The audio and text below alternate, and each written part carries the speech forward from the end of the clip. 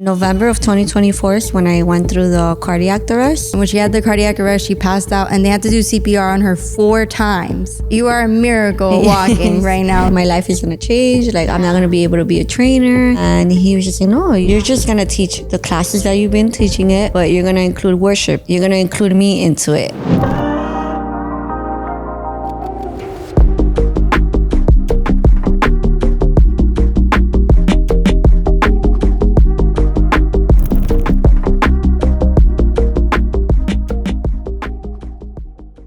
If you ever struggled to stay faithful while wrestling with your flaws, you're in the right place. We bring these conversations every other week to remind you that you're not walking alone. So go ahead and subscribe so you don't miss the encouragement waiting for you here. I'm just so excited to share with you guys my friend Amy and her story, because when I met Amy, I actually met her at a Lifted in Faith festival with Maribel that was on a couple episodes back.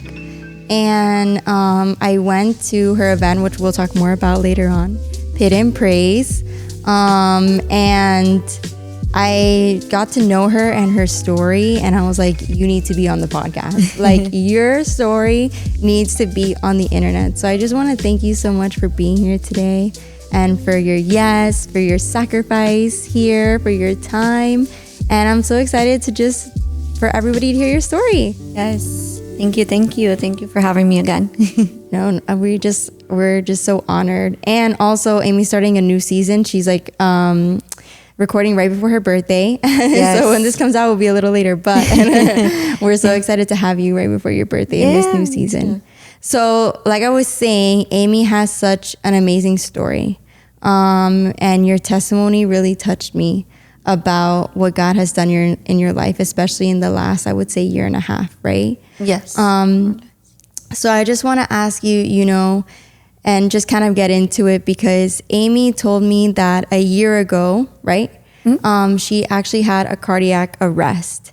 And the reason I'm bringing this up first is because I just feel like it opens up what God has done in your life in this past year. And you're a young, beautiful woman. And when she told me that she had a cardiac arrest before the age of 30, I was like, what happened? So tell us what happened, Amy. Tell us your story. So yes, in November of 2024 is when I went through the cardiac arrest. I honestly didn't even know that I went through a cardiac arrest until I got to the hospital, and they mentioned everything that had happened. I was at work when it happened, but thankfully it was like on the slow hours when nobody was in the gym. It was just my coworkers and myself. And Amy's a trainer, by the way. She trains in a very well-known gym. Yes. So very well-known gym here in South Florida, especially in Miami. So you were at work in the gym. Yes. Working out when this happened. Working out, yeah. Me and my colleague were actually about to work out. We had just started, and then that's when everything happened. And God was able to bring them there for that reason, for them to be there in that moment to help me out. And, they saved my life. So if it wasn't for them, but God was there that whole moment, and it was Him. But, I went through that. I had to be in the hospital for about 3 weeks. Wow. Yeah. And that whole time, it was them trying to figure out what was the cause, what is happening. They did a bunch of tests, and they finally were able to find that I had abnormal rhythms in my heart. So it's called CPVT. It's a very long word. Yeah. But we'll just call it that for now. Yes, CPVT. So if you want to look it up, that's the short version of it. But yeah, they were able to find that I have abnormal rhythms of the heart. They did a stress test. So basically you get on it's like a treadmill. Or it's a treadmill, and they have you wired up everywhere, where they are able to check your EKG, all of that, and that's how they were able to detect the abnormal rhythms in the heart. Yeah. Then from there, they had me there for a while. I guess they were okay, what's the next step? Yeah. Right? Well, I just want to say also Amy, she passed out when everything happened. When she had the cardiac arrest, she passed out, and they had to do CPR on her 4 times.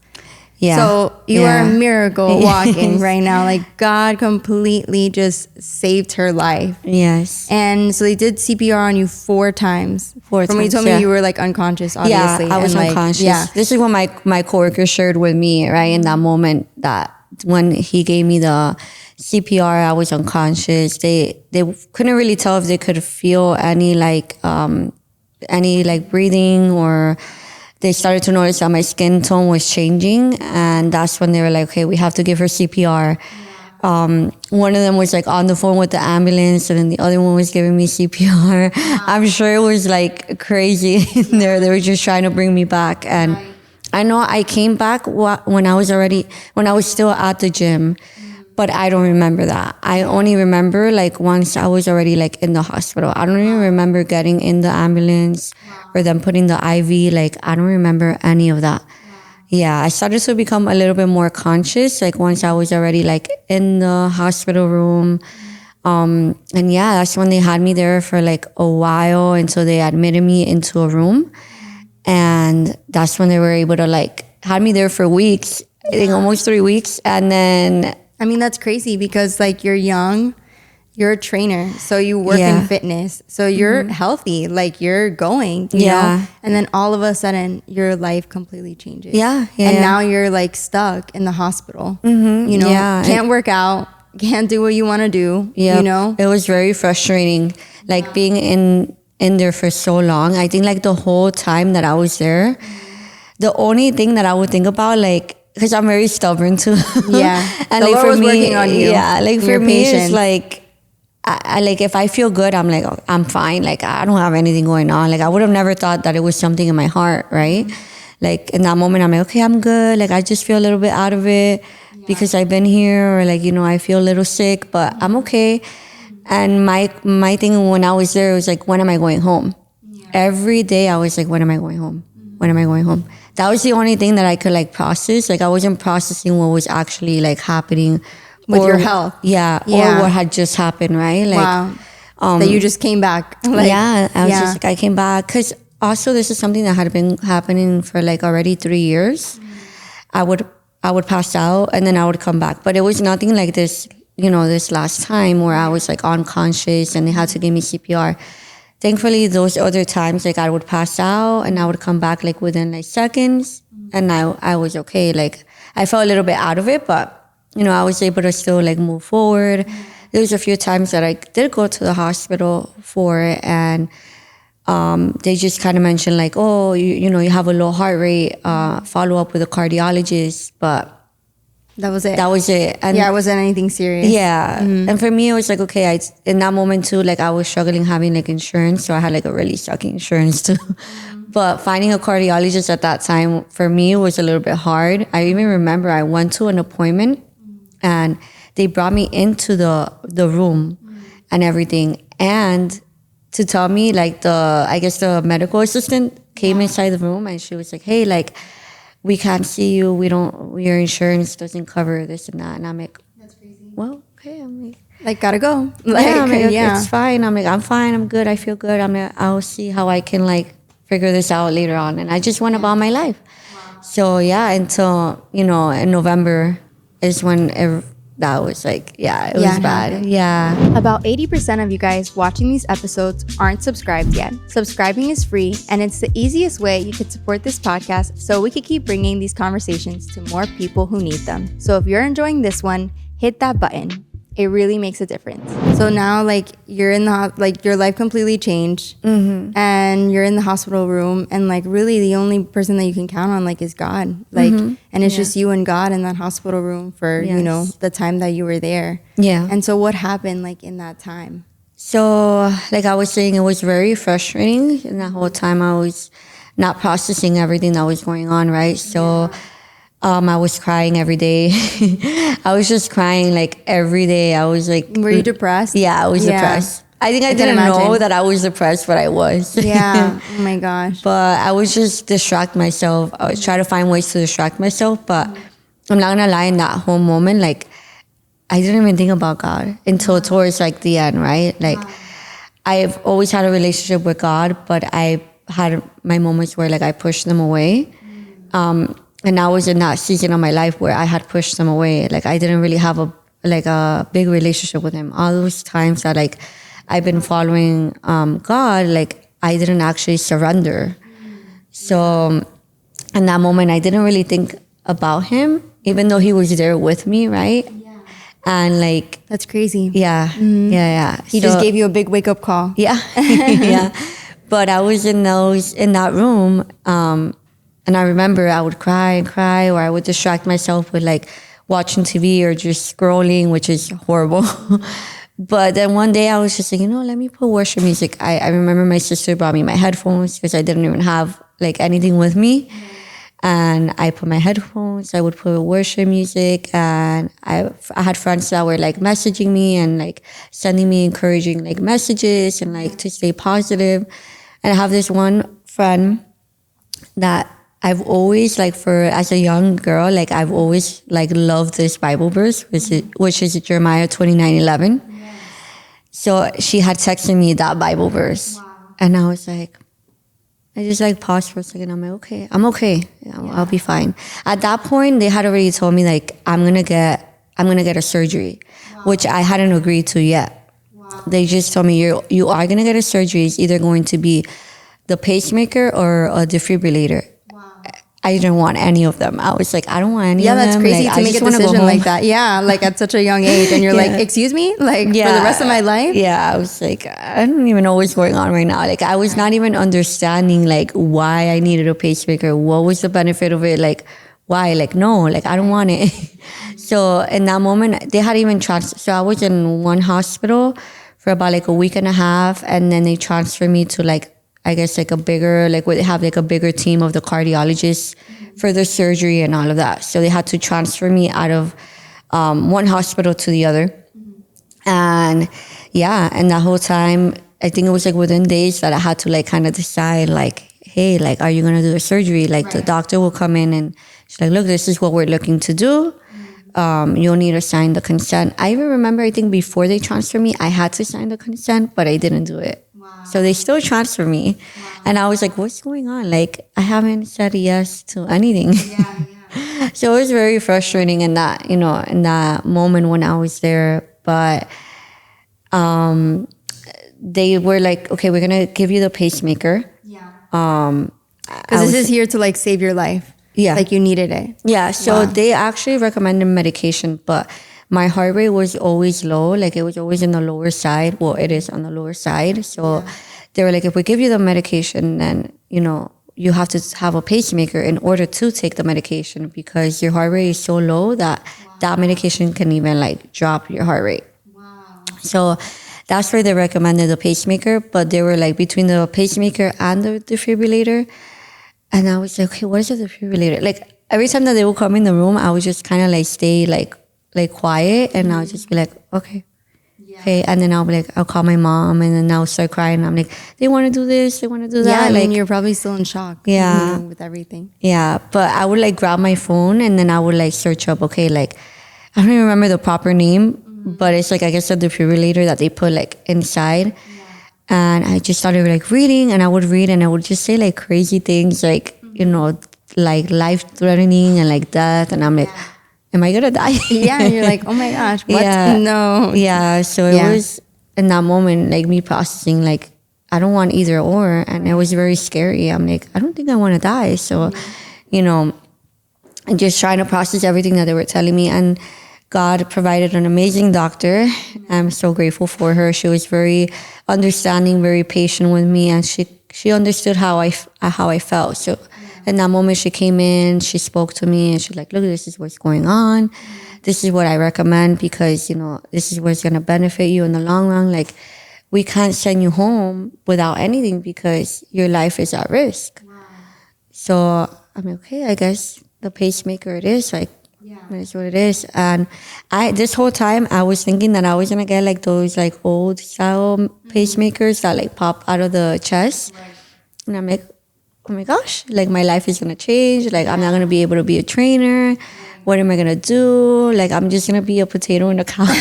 Like I poured my life into becoming a trainer. This is my career. This is what I feel my purpose is. Yeah. And then you really just had to like trust in God, right? And just be like, okay, I need the pacemaker to live, you know, to fulfill my purpose. Yeah. If you notice the sweater I'm wearing, it's from a brand called Fit Believer. And if you're interested in grabbing one for yourself, check the description for a code to get 10% off your order. For sure. But yeah, I think in that moment, I was just like, okay, it's up to you, God. Like, I leave it at your hands. So, you know, they were prepping me for everything. They had to do like a bunch of scans before the surgery and all of that. And I still hadn't signed the consent. But I was like, you know, okay. But they were prepping me. They took me into the surgery right before the surgery. Like, I remember they were prepping me and everything, like even putting me IVs and all of that. And the nurse was like, you have to sign the consent. Wow. It was like literally within minutes that they were going to take me in. Like to put you under. Yeah. And I'm like, okay. Me not like really wanting to. I'm like, okay, I did it. Yeah. And as they were taking me to the surgery room, I started to get like, I don't even know if it was like an anxiety attack, but it was just nonstop crying. And I was shaking. And I just, sorry if I get like, I always get emotional. No, that's okay. That's real and raw emotion. And vulnerability. But when they were taking me into the surgery room, I remember I was like crying a lot and all of that. And the nurse was like, you have to calm down. You have to calm down. My sister had given me like this butterfly from my grandma's funeral. My grandma was like everything to me. So I had it like in my pocket. And I remember I hold on to it. Like I just had my hand inside the pocket. They were going to have to take all of that out. But in that moment, I just put my hand there. Yeah. And I prayed to God too. I was like, God, like, just let me be okay. And I just kept asking him, like, I needed him. Yeah. I was like, I need you. And please provide and go in there. And he saved you. And you're here now and telling your story. And that's so amazing. You know, like, you know, when I met you, that I just knew your story was just so much more, you know, and he saved your life for that reason, you know. I even get like a little emotional right now talking about it. And every time I talk with Amy, I get a little emotional about it.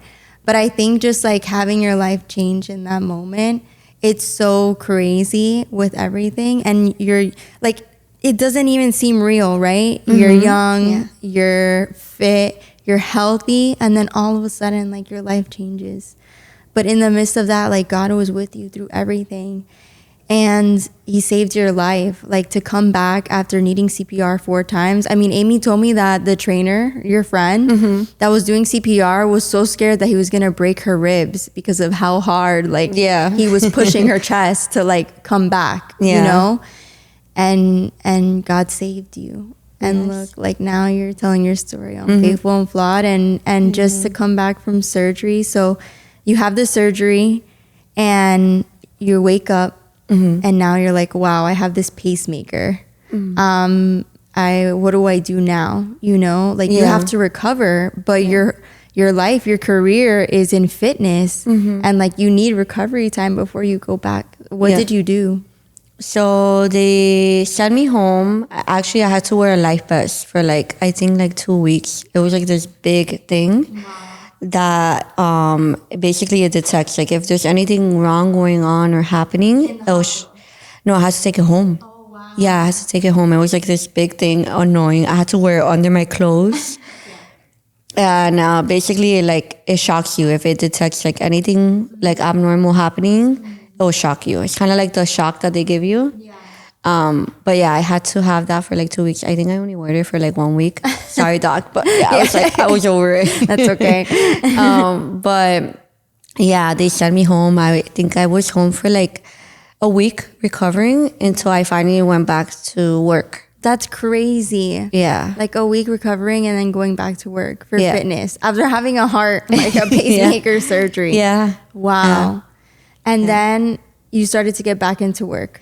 Yep. I went back into work. I was actually looking forward to it. Yeah, I think I was just so over being in the hospital. Yeah. You know? Yeah. Like I was like, I'm ready. I'm ready to go back. Even my coworkers were like, if you need more time, like let us know. Like, no, like they wanted me to stay home and recover. Right. Like the most that I needed, but I was like, no, I'm ready. Yeah. I could be like stubborn when it comes to that. When I feel like I'm ready, I just want to go for it. Like I go for it. But for sure. yeah, I went into work, and after, I'm not gonna lie, like after all of that, I still hadn't processed what had just happened. Yeah. It's fresh. I was kind of blank for like a while. Yeah. Like it was, I was trying to that really brought me closer to God, but it took like a few like months, like maybe 2 or 3 to like fully start getting even closer and closer to him. Like it was taking like little by little, but I remember in that whole like transition that I was like back to work and all of that. Yeah, I was kind of like blank most of the time. Like what was God doing like inside of you in that time that you were getting closer, growing closer to him? I think it was bringing me like down, like kind of sad, but I was just kind of hiding it. Yeah. And you were just going through that with him. Yeah, I was just going through it, not really even speaking to him about it, or like trying to figure out like why I felt that way, right? And I think it was the fact that I couldn't work out. The doctors even told me that I was never going to be able to work out, like anything like HIIT style or like intense. Like, and that's your whole job. Yeah, that's my whole job. She was like, oh, you can focus on like yoga, Pilates. No disrespect, I love yoga and Pilates, but that's not my style of training. So for me, it's like, I looked at her like, there's no way. And she was just like, you can still be an instructor, but you can't do that style of training. She's like, even the weight training, like you might have to take it easy. Like she literally only wanted me to do like yoga or like something very, very like simple. And I was like, there's no way. I don't even do yoga. Yeah. No, same.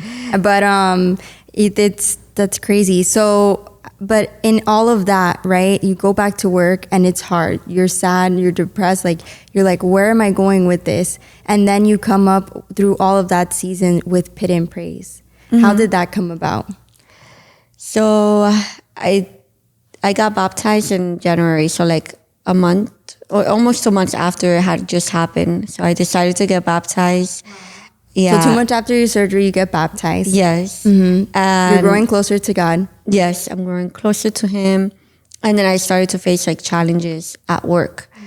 So it was, they test us in a very good way to like make us be a better coach, to grow as a person too, not necessarily as a coach, like personal, and also in the work environment. Like how can you grow? How can you grow in the company, right? So I was being tested a lot. Yeah. And you had other things going on behind the scenes. Exactly. I mean, your sadness. Going through like the cardiac arrest, just getting over that. I was, Was it affecting depressed. you at work? Yeah. I would say yes. Yes. So I didn't notice until like after. Right. But in that moment, yeah. Yeah. Wow. So you were going through just emotions, surviving. And then, we spoke a little bit that you had like a hard season through work. And you came up, God spoke to you about Pit and Praise, which, to speak more about it, it's pretty much partial interval training, right? Or like partner interval training. Partner interval training or something like what she said. Partner interval training. And so it's kind of like almost HIIT, but not really. But it's like, kind of like that. Well, you'll explain more. And it's just a whole workout class with praise, worship on. I know because I've been to 2 and I absolutely loved it, because in the gym, usually you don't get that. Like there's not a lot of places where you can hear worship. And after we have the class, we worship. And I mean, I was there last night and it was amazing. Like I truly felt revival in that place. But to go back, so you're going through this tough season at work, like behind the scenes, you're sad, you're depressed, and all of a sudden God speaks to you. So how did that come about? So, I think facing those challenges in that moment is like, okay, what do I do? Yeah. Right? So like, because you want to grow. Yeah, I want to grow. I was getting like very anxious, like frustrated. I was trying to process everything. Like it was just so many things at once. And then I just wanted to be good at what I do, right? Like I worked so hard to get there. I had like my coworkers that were mentors for me, that prepped me to be there. I was like months getting ready to be a coach. So in that moment, I'm like, yeah. In that moment, I was just like, am I losing this? Maybe this is not meant for me. So I'm like, what do I do? Like, what am I going to do if I'm not a trainer? Like, what am I going to do out there? Like, what does God have for me? So I prayed and I asked God, I'm like, well, God, like, I just need you to help me, like, lead me and show me what do I need to do. If you don't want me to be a coach, then okay, but, show me. Show me what's next. Yeah. Yeah. And he was just like, no, you're going to stay where you're at. You're just going to teach the classes that you've been teaching it, but you're going to include worship into it. You're going to include me into it. And I'm like, oh, okay. So I was just one day with a friend, and I was like, what would be the odds? She's also a member at the gym.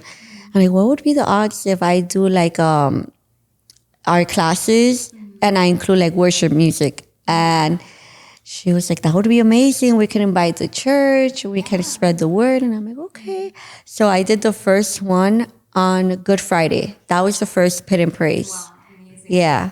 Yeah. So from there, that was the vision that God, he gave me in that moment, in my heart as well. And I didn't know what I was doing with it, right? I just knew, I'm like, okay, I'm going to teach the classes that I always teach, which is Pit, from the gym, and I'm just gonna include like worship music, like it's gonna be cool. But then as it kept happening, I started including like prayer, worship. And then I started bringing in like vendors into there. Then I started meeting like people from different churches and connecting with them, and it just became like a big community where like people can come not only to get a workout, but to even hang out after and like pray. I have like certain friends that go there, and then after the workout, they'll pray like over certain people. They'll be like in little groups and they'll be reading the Bible, or they'll start like basically Bible studying and like going over the Bible together and just hanging out. So aside from the workout, it's also like a hangout spot, like going right there. After. Yeah. Yeah. It's so good, guys. Like, I absolutely love Pit and Praise. And it's just amazing, like, how he made that through all of that, like this is like something that birthed out of like your pain, really. Mm-hmm. And it's Pit and Praise. And it's so cool because I love going because like you said, it's more community, and it's about like, and people are there. Like, we do pray. I see people praying. I see people reading the Bible, worship. Mm-hmm. And I mean, last night was the best one. It was the best one. That was like the best birthday gift. Yeah, it was so good. And it's so cool to be in that community. And it's amazing that you have like pioneered that through, what you've been through.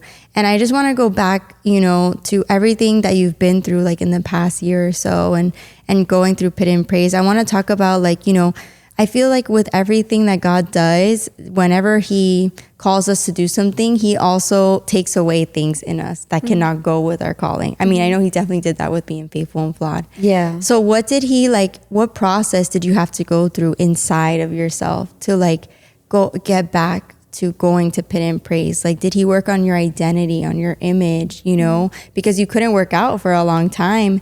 And did he work on, he worked on your mental health, what process did you go through with him? Yeah, he definitely gave me a new identity. I love saying that. Like, he gave me a new identity, and I like to say, like, I'm a living testimony for him.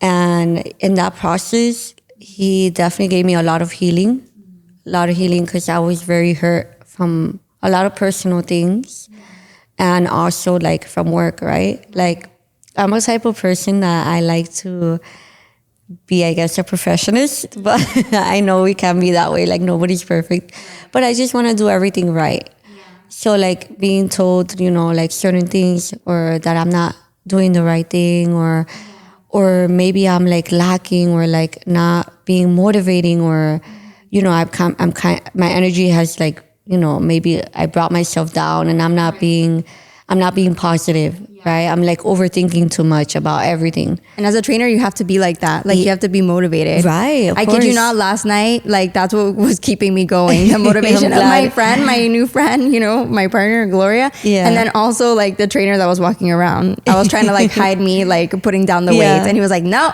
go back. I was like, okay, sorry. Like, energy is everything. So For sure. Like in that moment, just going through everything, I had to learn how to fix that, right?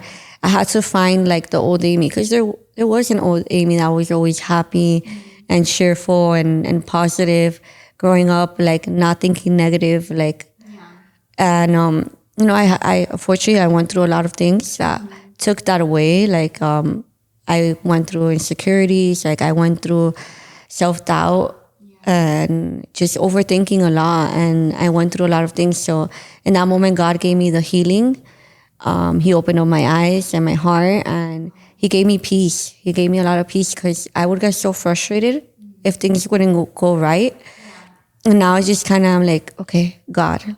And like if I see myself, I don't even really get frustrated anymore, or angry or sad. Like I just kind of like go to him. Like I know that he's in me, and I'm like, okay, like I'm more at peace. If I ever feel like, if I ever catch myself like getting a little bit like, I don't know, any type of bad emotion, like I'm like, okay, God. And like I feel I just take my time. I'll go outside, or I'll rethink before I even say or think what I'm gonna think. Pray about it first. Yeah, for sure. Number one. Yeah. But yeah, I would say that just leaning onto him is what really helped me find myself again. So I feel more confident. I feel more at peace. I feel happy. And yeah. Wow. He's so amazing. Yeah. I love him so much. Yes, me too. And it's so crazy. And even then, I'm sure you see the difference in yourself, like even in pictures from here to now. Oh, you yeah. know? Yeah. And I just want to ask, what is God doing right now in this season of your life? What do you feel for Pit and Praise? Right now, I feel like I'm in a growing season. Like it's got like game time, right? So like he healed me, like prepping me, took away all those like bad feelings out of me. And then now it's like, okay, Amy, it's game time. He has a purpose for me. I don't know what it is. Yeah. I know that you'll learn as you go. Yes. Yeah. I know that he gave me Pit and Praise. And I just love it. Every time that I'm there doing the Pit and Praise, I'm just so happy.